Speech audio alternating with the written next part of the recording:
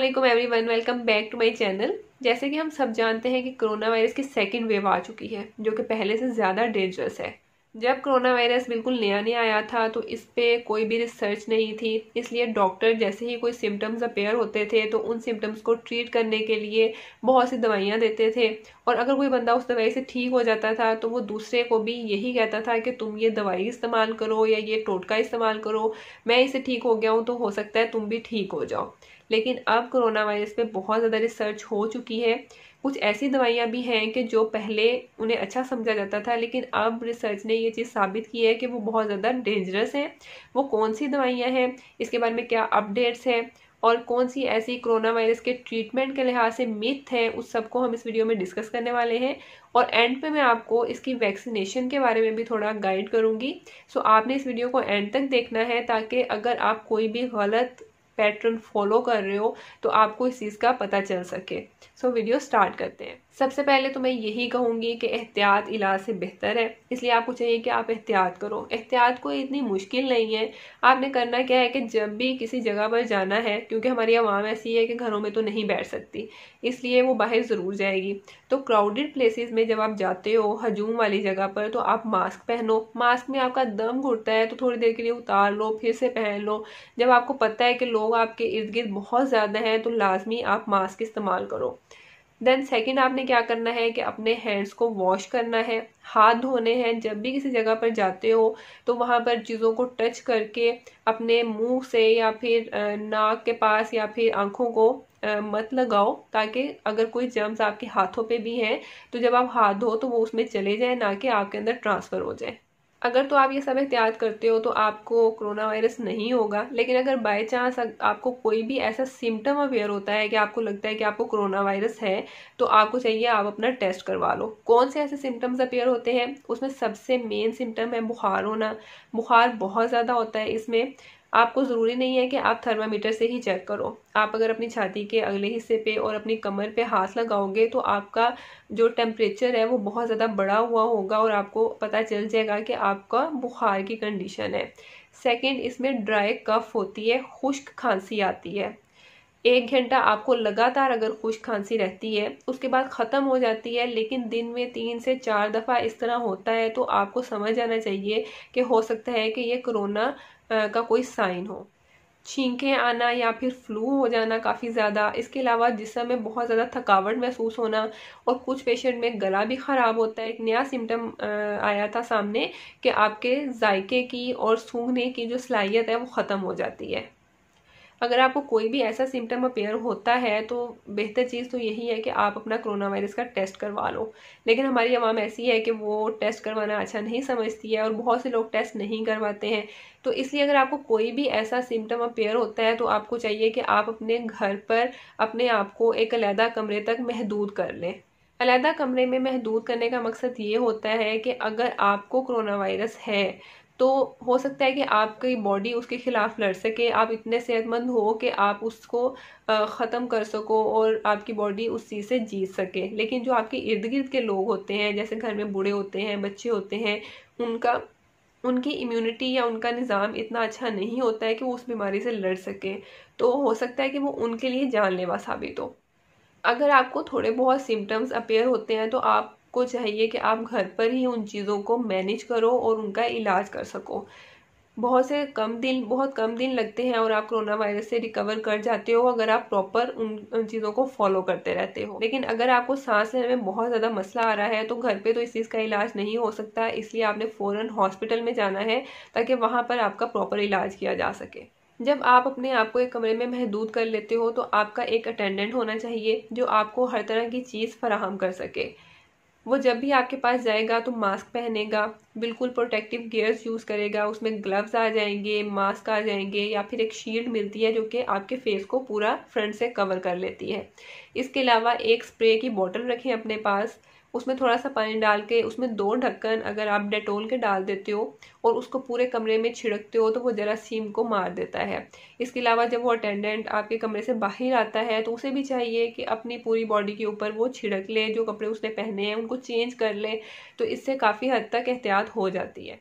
सबसे पहला काम तो आपने ये कर लिया। अब सेकंड आपने ये करना है कि आपने अपनी बॉडी के ऊपर फोकस करना है कि आप अपने इम्यूनिटी के निज़ाम को बेहतर कर सको, ना कि आप दवाइयों के पीछे भागो। मैं यहाँ पे एक चीज़ क्लियर कर दूं कि कोरोना वायरस की कोई भी ऐसी दवाई मौजूद नहीं है कि जो आप खाओगे और कोरोना वायरस ख़त्म हो जाएगा।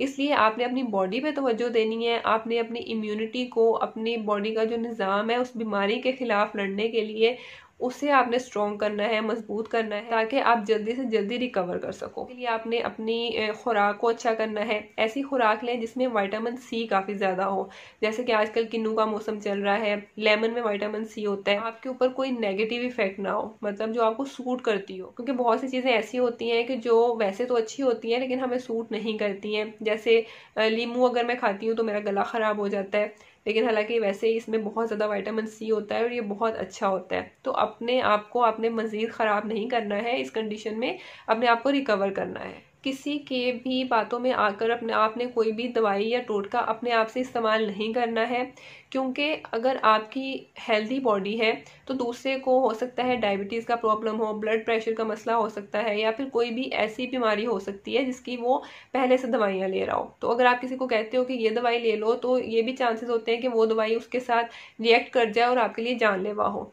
इसलिए किसी भी अच्छे डॉक्टर से पहले आप कंसल्ट करो कोई भी दवाई लेने की बजाय, ताकि वो आपको आपकी कंडीशन के लिहाज से दवाई बता सके। इसके अलावा तो इसमें सिम्टोमेटिक ट्रीटमेंट किया जाता है, मतलब जो आपको निशानियां जाहिर हो रही होती हैं उनको थोड़ा बेहतर करने के लिए आप जो बिल्कुल कॉमन सी मेडिसिन होती हैं वो यूज़ करते हो। जैसे अगर आपको बुखार होता है तो आपको चाहिए कि आप नहा लो और पंखे के नीचे बैठ जाओ, या फिर आप ठंडे पानी की पट्टियाँ कर लो, उससे आपका बुखार काफ़ी कम हो जाता है। या आप पैराडोल की 2 गोलियाँ ले सकते हो। सेकंड, इसमें खांसी का बहुत ज़्यादा मसला होता है, तो आपने अपने पास नीम गर्म पानी का एक गिलास रख लेना है। जैसे ही खांसी आए तो आपने 2-2 घूंट उसके लेते रहना है। या फिर आप शहद का इस्तेमाल करो, अदरक का इस्तेमाल कर सकते हो। यहाँ पे मैं एक चीज़ बता दूं कि रिसर्च ने ये चीज़ साबित की है कि अदरक का कोई भी इफेक्ट नहीं है कोरोना वायरस के ऊपर, लेकिन ये होता है कि इसका कोई नुकसान नहीं है, तो आप इसे यूज़ कर सकते हो ताकि वक्ती तौर पर आपको थोड़ा सुकून मिल सके। बहुत सारे लोगों को फ्लू हो जाता है, नाक बंद हो जाता है, तो उन्हें चाहिए कि वो भाप लें, लेकिन भाप आपने बंद जगह पर लेनी है। आप ट्राई करो कि आप वॉशरूम में जाकर भाप लो। इसके अलावा डॉक्टर्स एंटी एलर्जिक या फिर हर्बल मेडिसिन भी रिकमेंड करते हैं। और अगर इस कंडीशन में बहुत ज़्यादा मोशन लग जाते हैं तो आपको चाहिए कि मोशन को रोकने की बजाय आप ORS का इस्तेमाल करो, ताकि आपकी बॉडी की रिक्वायरमेंट्स टाइम के लिहाज से पूरी होती रहे। और आपने बहुत ज़्यादा रेस्ट करना है, रिलैक्स रहना है, अपने माइंड को और अपनी बॉडी को तैयार करना है कि वो उस बीमारी के खिलाफ लड़ सके। अब मैं आपको वो दवाइयाँ बताती हूँ जो कि पहले यूज़ की जाती थी, लेकिन अब रिसर्च ने ये साबित किया है कि उनका कोई भी इफेक्ट नहीं है। इवन उनमें से कुछ ऐसी मेडिसिन हैं जो कि अब खतरनाक हैं। तो उसमें सबसे पहले एजोमैक्स आती है। एजोमैक्स का पहले बहुत ज़्यादा यूज़ किया जाता था, एजिथ्रोमाइसिन जिसे कहा जाता है। तो अगर आपका गला ख़राब होता है तो इस कंडीशन में आपकी बॉडी बहुत ज़्यादा वीक हो सकता है कि आपको बैक्टीरियल इन्फेक्शन भी हो सके। तो आपका अगर बहुत ज़्यादा गला ख़राब है तो आप गरारे करो, इसके साथ आप एजोमैक्स ले सकते हो, लेकिन बहुत ज़्यादा क्वांटिटी मत लो। सेकंड, क्लोरोक्विनिन बहुत ज़्यादा यूज़ की जाती थी, इतनी ज़्यादा ये यूज़ की गई है कि ये मार्केट से ही गायब होगी। जैसे लोगों को पता चला कि इसके बहुत पॉजिटिव इफेक्ट्स आ रहे हैं तो लोगों ने इसको अपने पास सेव करना शुरू कर दिया। लेकिन रिसर्च ने ये बात साबित कर दी है कि ये दवाई इस्तेमाल करना बहुत ज़्यादा ख़तरनाक है, इसलिए आपने ये दवाई बिल्कुल इस्तेमाल नहीं करनी है। देन इंजेक्शन डेक्सामेथासोन का यूज़ काफ़ी ज़्यादा किया जाता था। अगर आम भी किसी को सांस का थोड़ा मसला होता है तो उसे इंजेक्शन डेक्सा लगाया जाता है, तो वो वक्ती तौर पर उसे थोड़ा सा फ़ायदा देता है। लेकिन कोविड में ये बिल्कुल भी इफ़ेक्टिव नहीं है, लेकिन वक्ती तौर पर थोड़ा सा इंसान रिलैक्स हो सकता है, लेकिन डॉक्टर की रिकमेंडेशन के बगैर आपने ये मेडिसिन यूज़ बिल्कुल नहीं करनी है। अभी लेटेस्ट कौन सी मेडिसिन यूज़ हो रही हैं, उसमें इंजेक्शन रेमडेसिविर आता है जो कि एंटीवायरल है और इसके काफ़ी अच्छे इफ़ेक्ट्स देखे गए हैं। लेकिन ये भी कोई कंसल्टेंट आपको रिकमेंड करता है जब आपकी बहुत ज़्यादा सीवियर कंडीशन होती है और ये हॉस्पिटल में यूज़ किया जाता है। अपनी मर्ज़ी से आपने इसे यूज़ नहीं करना। वैसे भी ये बहुत ज़्यादा एक्सपेंसिव है और अवेलेबल भी नहीं होता। देन जो पेशेंट्स कोरोना वायरस के थे और वो रिकवर कर उनकी बॉडी में कुछ एंटीबॉडीज़ बन गई, उनका अगर प्लाज्मा यूज़ किया जाए तो वो भी बहुत ज़्यादा इफेक्टिव और ये बहुत अच्छा आजकल रिजल्ट दे रहा है। तो इन सब चीज़ों से आपने परेशान नहीं होना है, क्योंकि वैक्सीनेशन भी आ चुकी है कोरोना वायरस की। बरतानिया में वैक्सीनेशन लगना भी स्टार्ट हो गई है। बहुत से कंट्रीज वैक्सीनेशन पे काम कर रहे थे, लेकिन वो वैक्सीनेशन अभी पाकिस्तान में अवेलेबल नहीं है, क्योंकि उसके लिए ऐसी कंडीशन चाहिए उसको स्टोर करने के लिए, लाइक -70 डिग्री सेंटीग्रेड, जो कि हर कंट्री में अवेलेबल नहीं है। लेकिन पाकिस्तान में और भी वैक्सीनेशन आई थी जो कि चाइना से आई गई थी, और उनके ट्रायल चल रहे हैं। 2 ट्रायल हो चुके हैं, एक ट्रायल रहता है, उसके भी अच्छे रिजल्ट्स आ रहे हैं। हो सकता है कि वो जल्दी यूज़ में आ जाए। तो बस यही है कि आप अपना बहुत ज़्यादा ख्याल रखें, एहतियात करें, दुआओं में याद रखें। वीडियो अच्छी लगी हो तो लाइक कर दें, शेयर कर दें। नेक्स्ट वीडियो तक के लिए अल्लाह हाफिज़। अस्सलाम वालेकुम everyone, welcome back to my channel. जैसे कि हम सब जानते हैं कि कोरोना